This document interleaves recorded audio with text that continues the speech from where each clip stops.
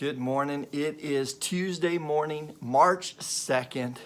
The season of Lent, 40 days of testing. Today is day number 12. And if we're honest, today's test is probably the test that we fail the most often. So we're going to take a look at this test, and hopefully by the end of the season of Lent, we're going to do better on this test for sure. All right, the test is found in 1 Kings chapter 10. So let's take a look.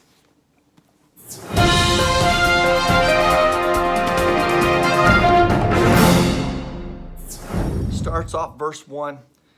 Now when the queen of Sheba heard about the fame of Solomon concerning the name of the Lord, she came to test him with difficult questions.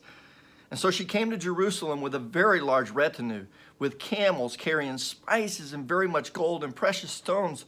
When she came to Solomon, she spoke with him about all that was in her heart. Solomon answered all her questions.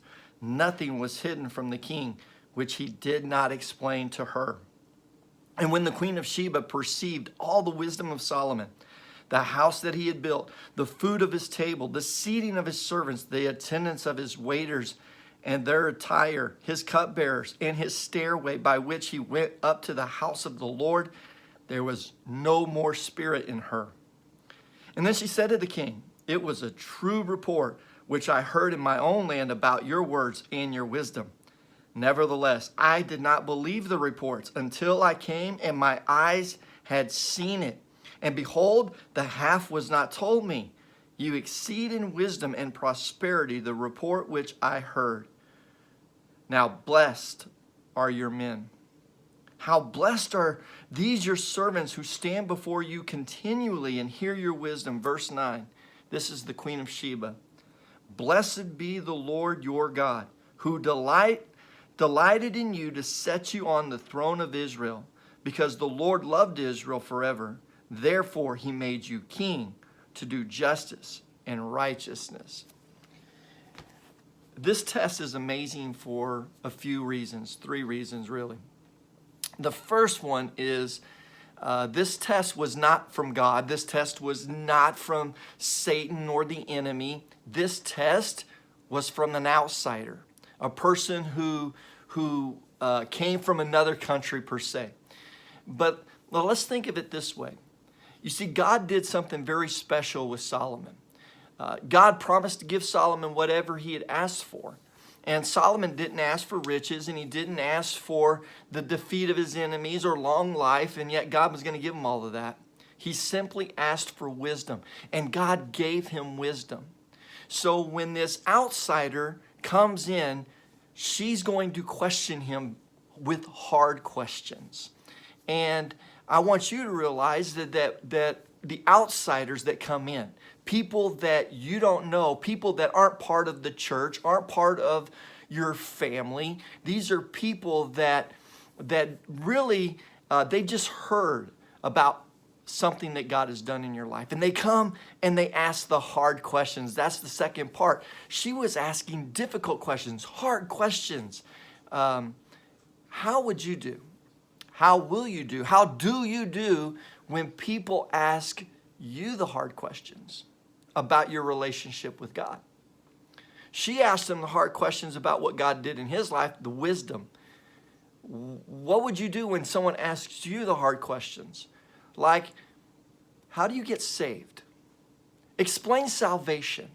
Explain sanctification. Explain living a spirit-filled life.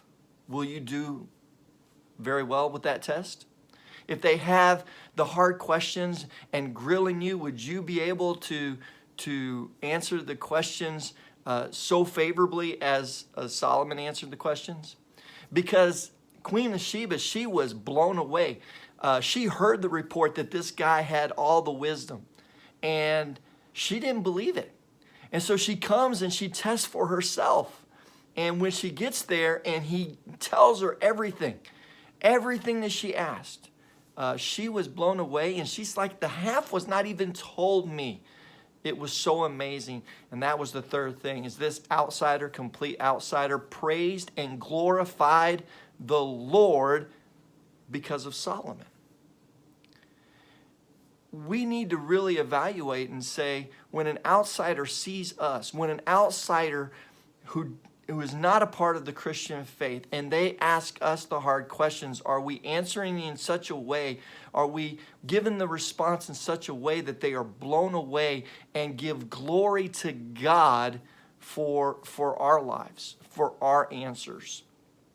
I'm afraid that this is the test that we fail the most, because I'm afraid that when other people, outsiders that aren't part of the Christian faith, they come and they ask us the hard questions, they leave seeing us as no different than the rest of the world. And if we're no different than the rest of the world, then God doesn't get glorified. My prayer through this 40 days of testing, the season of Lent, is by the time this is over, that when the outsiders see us and the outsiders come in and they ask those questions, those hard questions about salvation, what did God do in your life? That they see something, not just a person a sinner saved by grace. No, they see a changed life. They see transformation. They see a new creation. And therefore they can glorify God that this is even greater than what they had heard. I pray that you guys have a blessed and amazing day. Thank you so much for tuning in this morning.